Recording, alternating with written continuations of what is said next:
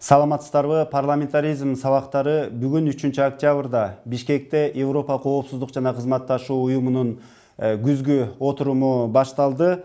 Студиябыздын коногу төрага Дастанбек Жумабеков. Чакырган коноктордун баардыгы келдиби? Рахмат. Азыр эле биз мамлекет, Кыргызстан мамлекети, анын ичинде парламент аябай чоң бир мааракенин ачылышын кылып келдик. Бул Бишкектеги 17-чи күзгү эки күнүн жыйыны ачылышы болуп, чакырылган дээрлүү коноктордун баардыгы келди. 162 ар бир өлкөнүн, бул Түндүк Америка, Европа, Азиядан 162 эл өкүлдөрү, мындайча айтканда депутаттар келди. Ошондой эле 140ка жакын делегаттар келди.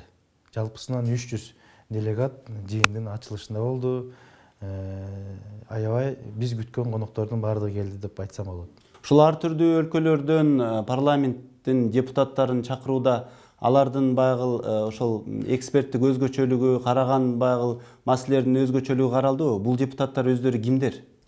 Биринчи ачылышында өзүңүздөр көрдүңүздөр, биздин урматтуу Кыргыз Республикасынын президенти Сооронбай Шарипович абдан жакшы мааниде өзүнүн каалоо тилеги менен ачылышын баштап берди. Андан кийин ушул эки күнүн төрагасы болгон Георгий Серетели мырза өзүнүн сөзүн сүйлөдү ачылыштын башында. Анан мен да өзүмдүн оюмду ачылышын ошо келген делегаттарды куттуктоо сөзү менен кайрылдым.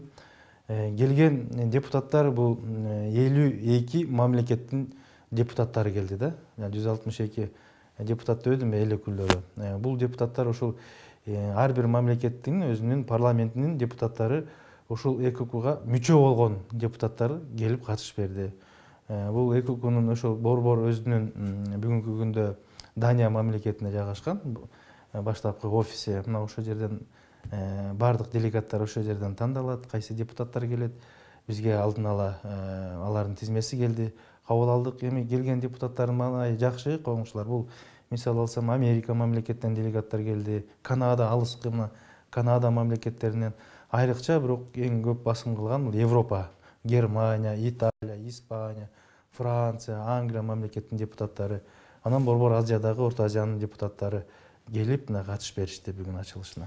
Кыргызстандын жогорку кеңеши Түрк парламенттик ассамблеясы бар, түрк тилдүү элдердин, ошондой эле КМШ өлкөлөрүнүн парламенттик ассамблеясы бар. Ал эми Европа жана коопсуздук кызматташуу уюмунун парламенттик ассамблеясы Кыргызстан үчүн канчалык мааниге ээ? Ооба, биз мамлекет парламенти, Кыргызстан парламенти көптөгөн уюмдарга биз мүчөбүз. Сиз атап кеттиңиз. Анын ичинде бул эки паанын мүчөсү болобуз да. Бул эми чоң бир демократиялык, мындайча айтканда парламенттердин арасында бир площадка да. Биз бул уюмга 94-жылдары киргенбиз. Бирок 2010дон кийин аябай активдүү катышуу баштадык да. Анткени биз жаңы конституцияны кабыл алганда парламенттик өлкө, парламенттик системага өткөндөн кийин бизге аябай кызыктар болуп калышты бул парламенттик өлкөлөр. Айрыкча бул эки күнүн мүчөлөрүндө парламенттик өлкөлөр өздөрүнүн үстөмдүгүн көрсөтөт да. Демократия, парламенттик демократияны айтып турган өлкөлөр үстөмдүгүн кылып турат. Кыргызстанда ушул жерден өзүнүн ордун тапкан, анткени биздин бүгүнкү күндөгү парламент өзүнүн демократиялык жол менен мыйзамдардын кабыл алышы, мамлекеттеги элдин мамлекеттик укук бул демократиялык жол менен кетип атканын алар да байкап көрүп турушат да. Мына ошосу менен биз бааланып турабыз бүгүнкү күндө. Кыргызстан Европадан дээрлик 10 миңдеген чакырым алыстыкта жайгашкан. Дээрлик мына Кыргызстан менен батыш өлкөлөрүнүн ортосунда бир кандайдыр бир байланыштар жоктой эле сезилет да биздин мындай саясий турмушту алганда. Бирок ошого карабастан күзгү отурумду Бишкек шаарында өткөрүү демилгеси кимден жана кандай жагдайларда чыгып калды? Бул өткөрөм деген мамлекеттер аябай кызыктар көп да. Аябай көп. Кыргызстан 18 жыл ушу бизге тийип калганына мен аябай кубанычта болуп турамын. Бул жалпы кыргыз эли үчүн, биздин демократия үчүн башка өлкөлөргө бир чоң бир үлгү сабак катары калып калабыз тарыхтачы. Мунун эми чыгып калышы бул былтыр 2017 жылы бул да шайлоо иретинде ошол жерде өздөрү түздөн түз ошол жерде шайлоосу менен кайсы мамлекетте өтөрүн бул жылына негизи 3 сессия өтөт. Эң негизгиси бул ошол жайкы, күзгү, анан кышкы. Эң негизгиси бул кышкы сессия деп коебуз, а биздеги болуп аткан бул заседание катары эсептелет. Бул жайкы, күзгү, биздики заседание катары жыйындар, отурумдар болот. Эң негизги кышкысы бул өзүнүн Вена шаарында болот да, Австрия мамлекетинде. Ал жерде чоң сессия болуп, комитеттер каралып, мына ошол жерде Испания менен Кыргызстан мамлекети атаандаш болуп калган экен да. Анан кийин көпчүлүк добуш менен Кыргызстан мамлекетине 18 жыл өткөрүүгө уруксатын беришкен. Бул биз үчүн чоң жеңиш деп айтып. Себеби эмне экен ошо Кыргызстандын тандалуусу? Бир себептерин айтып кетейин. Бүгүнкү күндө ушул Орто Азиядагы, негизи Орто Азия бир 4 ядролук чоң державадагы мамлекеттердин коңшусу болуп саналат да бул. Анан Кыргызстанда бүгүнкү Орто Азиядагы бүгүнкү сырттагы коопсуздук, чек ара коопсуздуктары боюнча чоң маселе мына эртеңден баштап ошо отурумдарда каралат. Анан кийин экологиялык маселелер көтөрүлөт. Ошондой эле жер ортолук деңизиндеги бүгүнкү күндөгү ички мигранттардын агышы, мына ошол маселе каралат. Негизгиси болгон бул Орто Азиядагы сырттан келген коопсуздук маселелери каралат. Бул наркотрафик боюнча, экстремизм, терроризм, мына ушундай маселелер каралып, ошонун алдын ала иштерди кылуу темасында мына иш-чаралар жүрөт да. Бул биз үчүн, Кыргызстан мамлекети үчүн эң чоң маанилүү да. Биз өзүбүздүн сырттагы ушул отурумдун жыйынында каралганда сырттагы бизге болгон коопсуздугубузду дагы Европадан көрүнүп турат. Алар өздөрүнүн оюн айтышы мүмкүн, өздөрүнүн программасын айтышы мүмкүн да. Ошонун негизинде бизде көптөгөн ачылбай билбей турган маселелерди билгенге мүмкүнчүлүк бар да. Буга чейин Мадрид, Рим, ал эми 2014 жылы Женева, андан кийин Улан-Батор, Скопье, 2017 жылы болсо Андоррада өтүптүр. Мына ушул өлкөлөрдү менен Кыргызстандын ортосундагы байланыш эмне деп ойлойсуз? Мына күзгү жыйын эми Кыргызстанга келди. Мен муну башында айтып кеттим, бул ошо баягы шайлоо аркылуу чечилди да Кыргызстан. Мына 2010 жылы Астана шаарында өткөн. Анан кийин 17 жылы жаңы болбосом Монголияда өттү да булчу, Монголияда. Ана Кыргызстанда өтүшү бул эми биздин бүгүнкү күндөгү баш мыйзамда, конституциясында көрсөтүлүп калды да. Бул да чоң түрткү, парламенттик өлкө, парламенттик демократиялык өлкө. Буга кызыктар болду. Ошону биздин мыйзамдарга, биздин ошо бүгүнкү болгон саясаттагы демократиялык жол менен мамлекеттин жүрүшүн көрүп, булар да ошого балким көңүл бурду да. Анан негизги максаттардын бири дагы мына 2015 жылы, 2017 жылы мына шайлоолор өттү. Ошо шайлоолорго да ЭККнун ПАНын мүчөлөрү келип катышты да шайлоого, көрдү баягы сырттан келген көз карандысыз органдар катары келип шайлоого өздөрүнүн баасын берди да. Мына ошондо 2015 парламенттик шайлоо, 2017 жылы президент шайлоодо таза, акыйкат, демократиялык жол менен эл парламент президенти шайлоо алды деген булардын корутундусу чыккан, көрсөткөн. Мына ошонун негизинде булар баардык ченемдерди карап, анан Кыргызстанда тандалышы ошодон айтып кете алам. Расчылык билгизем, бул биз үчүн, Кыргызстандын парламент үчүн бир чоң бир даражалуу бир маареке деп айтып кете алам да. Демократиясы өнүккөн өлкөлөр үчүн, ошол эле Европа коопсуздук жана кызматташуу уюмуна кирген өлкөлөр үчүн сиз айтмакчы Кыргызстан баягы парламенттик демократиясы менен кызыктуу болсо, ал эми Кыргызстан үчүн бул жыйын ошол Европа коопсуздук жана кызматташуу уюмунун парламенттик ассамблеясы менен кызматташуу эмнеси менен маанилүү? Кыргызстандын кызыкчылыгы эмне бул жерде? Бул жыйындын дагы кызыкчылыгы, мисалы айтып атпайм, 300 делегат келип атат, анан 162си бул Кыргызстанга баягы келем дегенде ойлору болгон эмес болуш керек. Картадан эле балким Кыргызстанды билет да, көрүп жүргөн. Бирок Кыргызстанга келем деген бир максаттары болбосо керек. Бирок бул иш чаранын үстүндө мына 162 депутат келип атат да. Бул чоң ар бир мамлекеттин эл аркылуу шайланган, трибунада микрофону бар депутаттар келип атат да. Мына ушулар келип Кыргызстанга эң биринчи биздин да туризм жагына, Кыргызстанды танытуу жагында, ушу Орто Азияда Кыргызстан 6 миллиондук Кыргызстан демократиялык жол менен кандай өнүгүп аткан жолун алар көрүшөт да. Мына биз ошолорго ошондой сый мамиле жасап, демократиялык өлкөнүн жолун Кыргызстандагы, эми айрыкча Орто Азияда эң биринчи биз өтпөдүкпү парламенттик демократиялык өлкөгө. Булар ошо менен да суктанып, булардын иши кандай болуп атат, балким бирөөнүн ой жүгүртүүсү Кыргызстан үчүн башка чыгар. Бирок бүгүнкү күндө келип мына баштады, көрө баштады, суктанып атат биздин экологияга, биздин абабызга. Бишкектеги жолугушуунун темасын Борбордук Азия жана анын чектеринен сырткары аймактарда коопсуздук чөйрөсүндөгү сүйлөшүүлөрдү алга жылдыруу деп атап алыпсыздар. Бул жерде Кыргызстан тарап эмне пайда көрөт? Бул маселе жалпы эле Борбор Азияга тиешелүү эмеспи? Эми жалпысынан Борбор Азияга тиешелүү, сырттагы башында айтып кеттим го, коопсуздугу боюнча кандай угрозалар бар, эмне болуп кетиши мүмкүн, ошонун алдын алуу боюнча Орто Азиянын баягы сепаратисттик, экстремизмдик жана терроризмге каршы күрөшүү, мисалы Афганистан жактан бүгүнкү күндө кооптуу уюмдар түзүлүп бар да, мына ошолордун алдын ала эмне маалыматтар бар, ошонун баардыгы айтылат бул жыйындачы. Бул биз үчүн маанилүү, эң мааниси мына ушул жерде да, эң мааниси.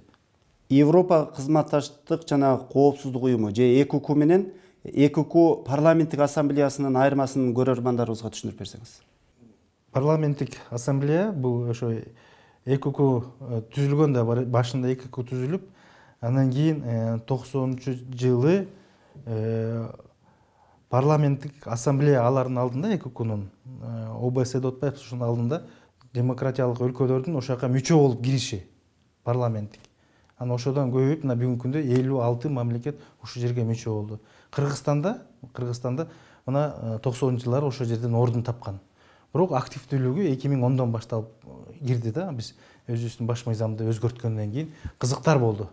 Жалпысынан дүйнөдө болуп аткан саясий чечимдер, политический чечимдер болобу, экологиялык бир чоң катастрофалар барбы, ошонун баардыгы мына ошол жыйындарда каралат да, анан кийин заключение чыгат, жыйынтык чыгат, резолюция кабыл алынат.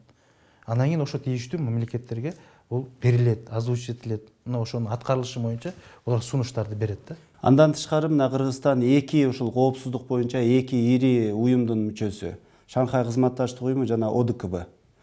Бул уюмдарга ушул ЭКУК жана ошондой эле ЭКУКнун парламенттик ассамблеясы атаандашпы же өнөктөшпү? ШОСту айтып кеттиңиз. ШОСтун алдында парламенттик ассамблея жок бүгүнкү күндө. Бул президенттик деңгээлде гана иш чара алып барат. ОДКБнын алдында бул мурунку Советтер Союзунун мамлекеттери гана кирет, ал жерге мүчө болуп бүгүнкү күндө. Ал эми бул ЭКУК бул өзгөчө бир чоң статуска ээ да, мен айта алам. Анткени бул жерде Түндүк Америка кошулуп атат. Бул жерде Европанын чоң мамлекеттери кошулуп атат. Бул жерге Азиядагы мамлекеттер кошулуп атат. Мунун эл аралык статусу өйдө жогору турат деп айтып кете алам да. ОБСнын өзүнүн албетте тармактагы иштери көп ОБСнын. Бирок анын алдында парламенттик ассамблея деп турат. Бул ошол ОБСнын алдында парламенттер уюму түзүлгөн. Мындайча айтканда уюм түзүлүп, ошол жердеги парламенттеги маселелер, карала турган маселелер, ар бир өлкөнүн парламенттин мүчөлөрү ошол жерге мүчө болуп туруп, кадимкидей жыйын өткөрөт. Ошонусу менен айырмаланып турат. Эми кийинки сурообуз бул сизге социалдык тармактардан берилген суроо болсун. Себеби дегенде Жогорку Кеңештин төрагасы ушул ЭКУКнун парламенттик ассамблеясы өткөндөн кийин Facebook баракчасындагы окурмандардын суроолоруна жооп берет деп жарыя кылган элек. Анан алардын айрымдары өздөрүнүн ошол суроолорун калтырып коюптур. Ошолорго мүмкүн болсо кыскараак жооп берип кетсеңиз. Мына стилистикасын өзгөртпөй эле окуп берейин.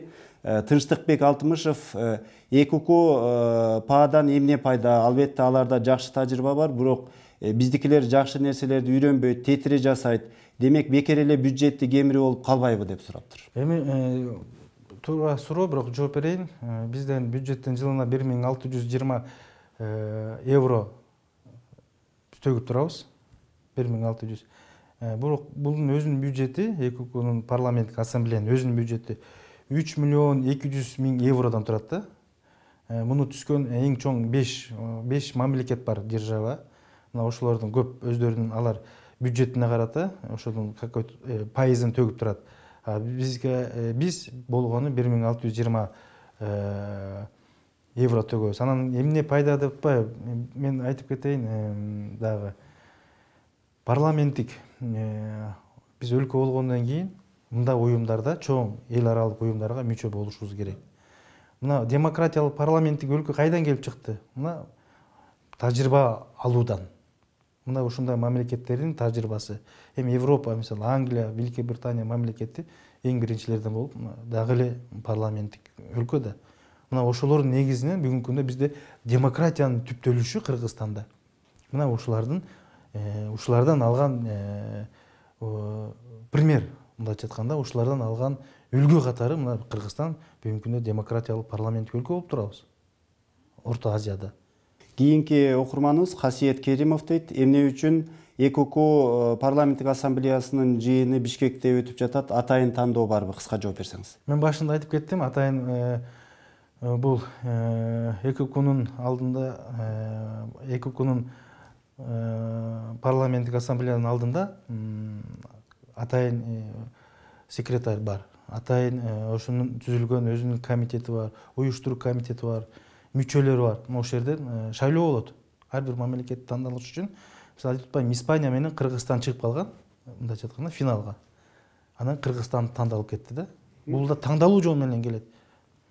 Түрков Мунарбек дейт, эмне үчүн ЭКК Кадыржан Батыровго жыйналышта сөз берип, Кыргызстанды жамандаса, төрага оозуна талкан салгансып унчукпайт? 2-3 жыл мурун болгон окуя болгон. Анда да парламент өзүнүн сөзүн айтканбыз убагында. Ал убакта парламент бар болчу, айтылган сөздөр бар. Аны карап койсоңуз болот.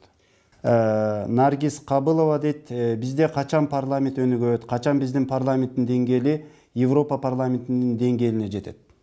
Эми бизге мына 2010дон бери баш мыйзамды алмаштырып, жылдан жылга ар бир шайлоодо мыйзамдарды өзгөртүү жолу менен биз эми көч бара-бара оңолот дейт. Аракетибизди кылып атабыз.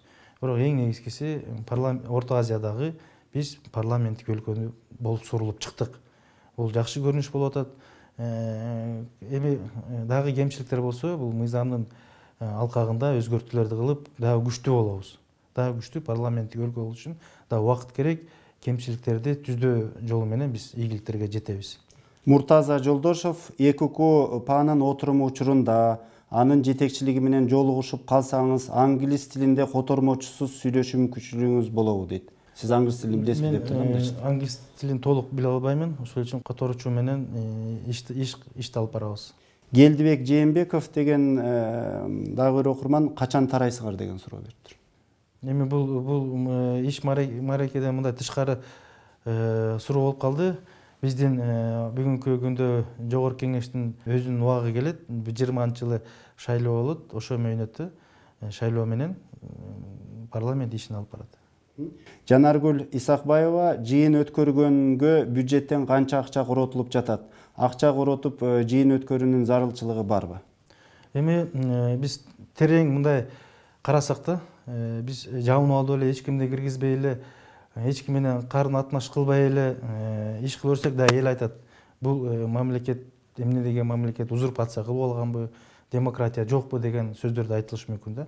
А бул чоң площадка болуп атат. Мен айтып кетпедим, 300гө жакын делегация келип атат. Анын ичинде 162си депутаттар. Кыргызстанга келип кетиши алардын, Кыргызстандын көрүп кетиши бул Кыргызстанды тануу иретинде. Бул чоң бир мареке болуп атат. Бул Кыргызстандын ар бир тармагын географиялык жагынан алып караганда да, ошондой эле Кыргызстандын бүгүнкү күндөгү экономикасын да көрсөтөбүз, ошондой эле туризм жагынан да биз чоң ишти алкагын жүргүзүп атабыз. Бул жыйынды, бул марекени, ЭККнун панын марекесин өткөрөбүз деген өлкөлөр толтура. Биз сүйүнөбүз, ушу бизге тийип калганына биз өтө кубанычтабыз. Андан кийин эми биз демократиялык өлкө, мамлекет болобуз деп кыйкырып эле жүргөндүн ордуна мындай иш чараларды өткөрүшүбүз керек да. Кыргызстанды таанытышыбыз керек да башка мамлекеттерге. Көрүш керек да. Анан көп деле акча кетпейт.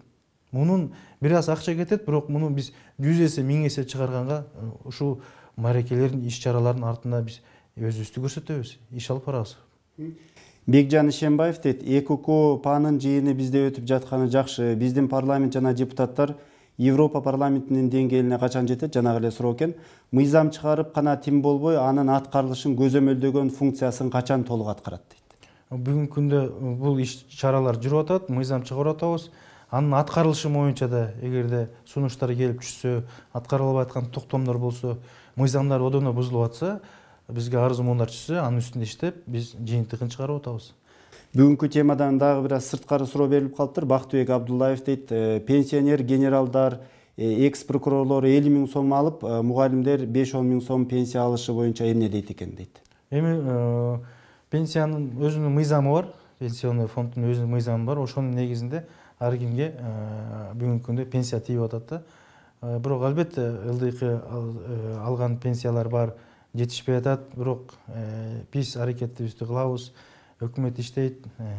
Пенсияны мына азырда жакшы президентибиз өзүндө оюн айтты.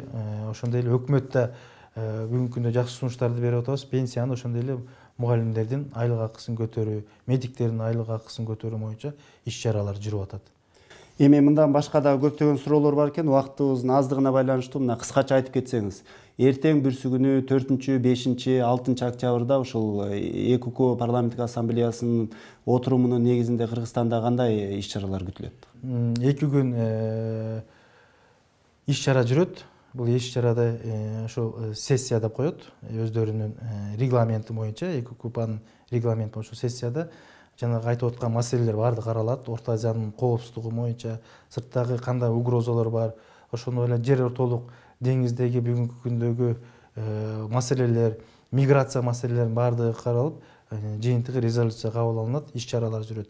3-чү күнү атайын биз өзүбүз түзгөн план иштерибиз боюнча маданият жана культураны көрсөтүү, Кыргызстан элинин, кыргыз мамлекетинин маданиятын, культурасын көрсөтүш үчүн музейлерге алып барабыз. Ошондой эле Курманжан Датканын эстелигинин алдында чакан өзүбүздүн улуттук колдон жасалган буюмдардын жасалышын көрсөтөбүз арноо иретинде. Ошонун анан кийин делегаттарды биздин өзүбүздүн Бишкектин сыртында турган Аларча коругуна алып барып көрсөтүп, биздин ошо жакынкы мына шаардын четинде эле кандай кооз жерлерибиз бар, арчаларыбыз бар, тоолорубуз бар деген ошондой программа менен алып барып маданиятыбызды, анан кийин өзүбүздүн культурабызды көрсөткөн иш чаралар жүрөт да. Бул пландаштырылган, буюрса мен ойлойм, жакшы өткөрүп, келген коноктордун баардыгы ошо Кыргызстанды жакшы оюн менен таанып, элдин маданиятын, Кыргызстандын культурасын көрүп, ошондой ой тилек менен кайтат го деген өзүмдүн тилегим бар да. Маегиңизге рахмат. Ушуну менен бизге бөлүнгөн убакыт соңуна чыкты. 3 октябрдан 6 октябрга чейин Бишкекте ЭКК парламенттик ассамблеясынын күзгү отуруму өтүп жатат. Биз мына ошол иш чара жөнүндө Жогорку Кеңештин төрагасы Дастанбек Жумабеков менен кыскача маектештик. Саламатта калыңыздар. Европалык коопсуздук жана кызматташтык уюмунун парламенттик ассамблеясынын күзгү жыйыны 3-6 октябрда биринчи жолу Бишкекте өтөт. Ага 57 мамлекеттин парламент өкүлдөрү катышат. Жыйында Борбор Азия жана ага чектеш өлкөлөрдүн коопсуздук боюнча диалогун жакшыртуу маселеси талкууланат.